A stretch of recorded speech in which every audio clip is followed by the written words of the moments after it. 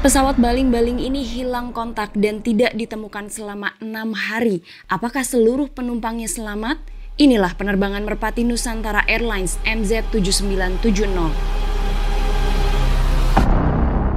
Assalamualaikum warahmatullahi wabarakatuh. Hai, halo Delvers, terima kasih kamu udah klik video ini. Untuk kalian yang baru aja bergabung dengan channel aku, selamat datang. Hari ini aku akan membahas tentang sejarah penerbangan merpati Nusantara Airlines yang mengalami kecelakaan di tahun 1991. Kalau kamu suka video ini, jangan lupa klik tombol subscribe dan juga follow akun Instagram aku dan TikTok aku @tamaradelv. Terima kasih.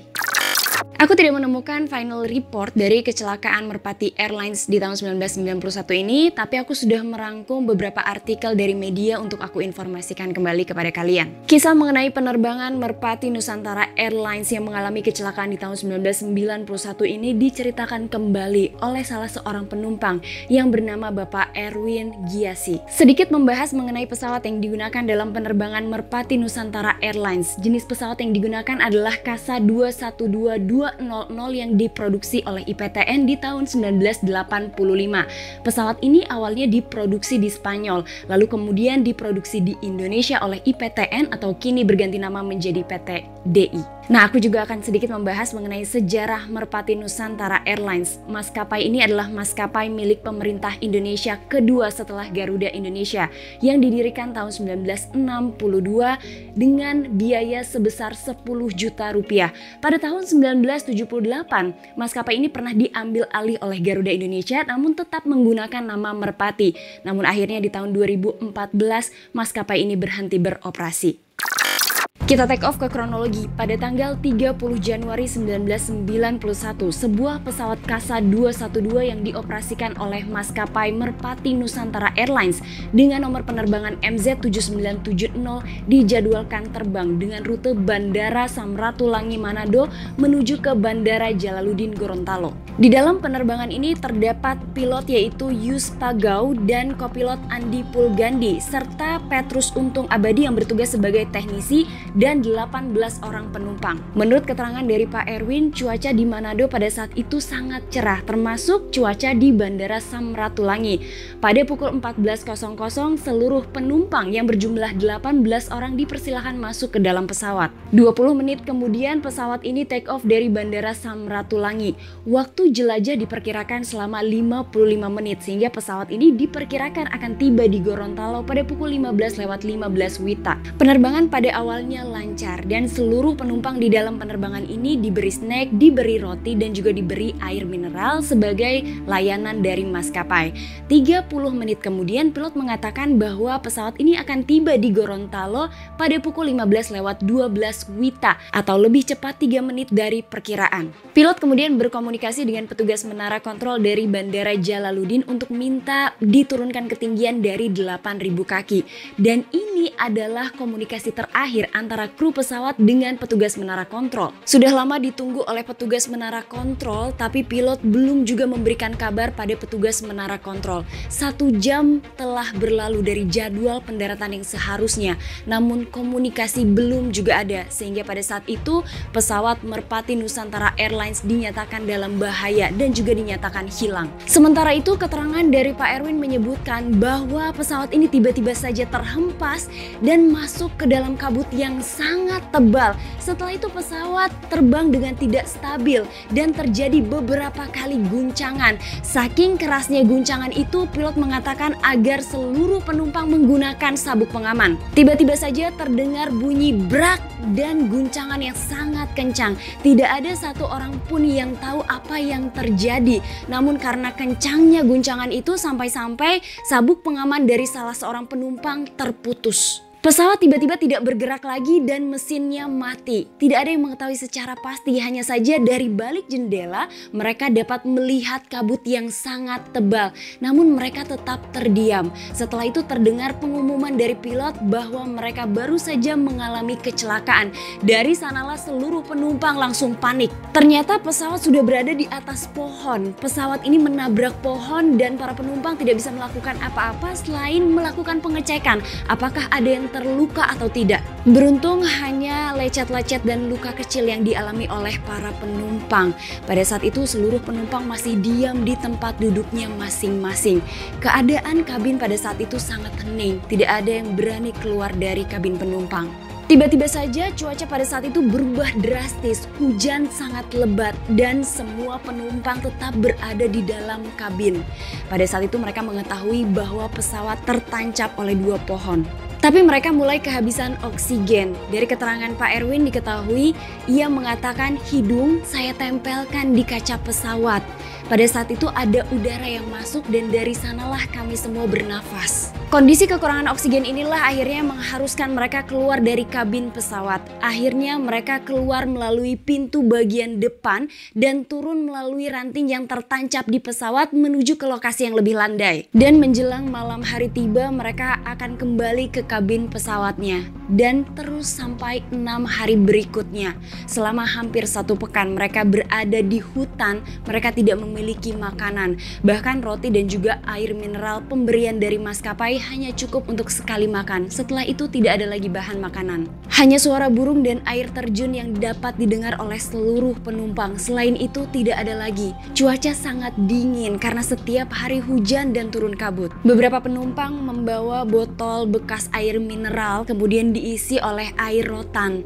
Airnya sangat manis tapi hanya sedikit, tapi itulah yang hanya mereka dapatkan untuk bertahan hidup. Tersiksa dan lemas. Namun pada saat itu seluruh penumpang ikhlas dan juga pasrah jika memang harus meninggal di tengah hutan. Baik penumpang maupun kru memutuskan untuk tetap bersama-sama karena pengalaman sebelumnya pada saat kecelakaan Tinombala, seluruh penumpang tidak ditemukan karena mereka berpencar meninggalkan lokasi jatuhnya pesawat. Salah satu penumpang bernama Bapak Tommy Sako dinyatakan meninggal dunia. Beliau berusia 70 tahun. Beliau dinyatakan meninggal setelah mendapatkan serangan asma karena cuaca dingin. Setelah 6 hari, akhirnya para penumpang ini yang berjumlah 18 orang dievakuasi dari pegunungan Tihengo. Kita masuk ke evakuasi. Hilangnya pesawat Kasa 212 ini menggemparkan tanah air di awal tahun 1991. Tim SAR dan juga ABRI diperintahkan oleh pemerintah Indonesia untuk segera mengetahui lokasi jatuhnya pesawat. Hilang kontak dengan pesawat dan cuaca yang buruk menjadi faktor tim SAR sangat kesulitan untuk melakukan evakuasi. Sementara itu di Bandara Jalaluddin, seluruh keluarga penumpang gelisah dan juga cemas untuk mendapatkan kabar terbaru mengenai hilangnya pesawat itu. Masih dari keterangan Pak Erwin disebutkan bahwa beliau melihat helikopter dan juga pesawat tim evakuasi lalu lalang di atas. Namun tim evakuasi ini tidak dapat menemukan pesawat maupun menemukan seluruh penumpang yang masih selamat pada saat itu. Beliau juga mengatakan mujizat Tuhan menjadi faktor seluruh penumpang dan awak pesawat selamat. Melihat kondisi pesawat yang menabrak pohon di gunung dan berhari-hari tidak makan, potensi untuk hidup sangat tipis, tapi akhirnya kami semua selamat. Tanggal 1 Februari 1991 pesawat ini belum juga ditemukan. Beruntung ada salah satu penumpang yang membawa handy-talkie atau HT. Dari sanalah kemudian mereka berusaha untuk melakukan komunikasi. Komunikasi pertama berhasil dilakukan dan mereka mengatakan bahwa mereka selamat dari kecelakaan itu. Namun setelah itu tidak ada lagi komunikasi yang berhasil dilakukan. Bapak Erwin yang berpengalaman menggunakan handy-talkie akhirnya mencoba untuk berkomunikasi melalui frekuensi 500 dan tersambung dengan salah seorang pemilik toko di Atinggola. Beliau cukup kenal dengan pemilik toko ini dan ternyata beliau menyampaikan bahwa mereka mengalami kecelakaan namun mereka selamat. Kabar ini mengejutkan banyak masyarakat. Setelah mengetahui lokasi jatuhnya pesawat di Atinggola, maka tim SAR segera mencari ke daerah Atinggola. Pada saat itu Pak Erwin dan juga pilot memberikan titik koordinat pesawat, namun ternyata tim SAR tidak bisa langsung melakukan pencarian karena cuaca yang sangat buruk. Setelah cuaca lebih baik, akhirnya tim evakuasi menuju ke lokasi jatuhnya pesawat. Helikopter diterjunkan.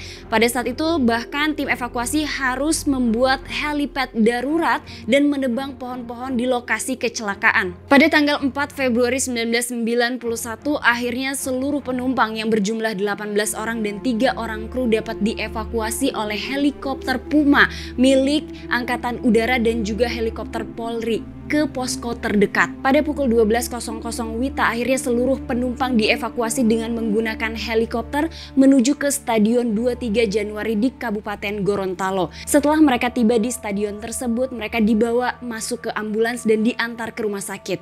Dari keterangan Pak Erwin diketahui bahwa beliau masih menaruh foto-foto dan juga clipping mengenai berita kecelakaan Merpati Nusantara Airlines di tahun 1991. Bahkan dari keterangan beliau juga diketahui beliau ini sempat mengabadikan foto karena salah satu penumpang membawa kamera two-style, kamera dengan menggunakan roll film. Beliau juga sampai membawa 3 rompi keselamatan berwarna kuning milik maskapai Merpati Airlines tersebut sebagai kenang-kenangan. Dan beliau juga mengatakan bahwa beliau trauma untuk naik pesawat, terutama pesawat dengan baling-baling. Dari beberapa media disebutkan bahwa di tahun 2018 ada salah seorang pengguna media sosial yang memposting atau mengunggah sebuah foto yang berlatar belakang sebuah pesawat yang jatuh dan ada beberapa orang yang membawa puing-puing pesawat itu.